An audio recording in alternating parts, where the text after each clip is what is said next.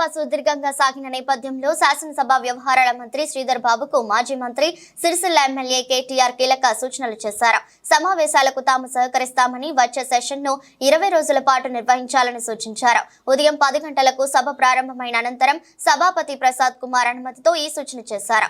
ఒకే రోజు 19 పద్ధతులపై చర్చ జరిపి అప్రూవ్ చేసుకోవాలనే ఉద్దేశంతో సోమవారం ఉదయం 10 గంటలకు ప్రారంభమైన సభను మంగళవారం తెల్లవారుజామున 3 గంటల వరకు నడిపారని తెలిపారు. సుదీర్ఘ ప్రసంగాలు చేయొద్దన్న శాసనసభ వ్యవహారాల మంత్రి ప్రతిపాదనను అంగీకరిస్తున్నామన్నారు. కానీ ఈ సభలో 57 మంది కొత్త సభ్యులు ఉన్నారని, వారు మాట్లాడాలని అనుకుంటున్నారని పేర్కొన్నారు. ఇలా రోజుకు 19 పద్ధతులపై చర్చ పెట్టకుండా రోజుకు 2 లేదా 3 పద్ధతులపై చర్చ పెట్టాలని కోరుతున్నామన్నారు. ఈ సమావేశాలు అయిపోయాయని, కానీ వచ్చే అసెంబ్లీ బడ్జెట్ సమావేశాల్లో రోజుకు 19 పద్ధతులు పెట్టకుండా 2 లేదా 3 పద్ధతులపై సావధానంగా చర్చ జరిగేలా చర్యలు తీసుకోవాలని సూచించారు.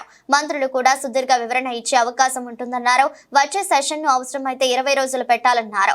తమ వైపు నుంచి తప్పకుండా సహకారం ఉంటుందన్నారు.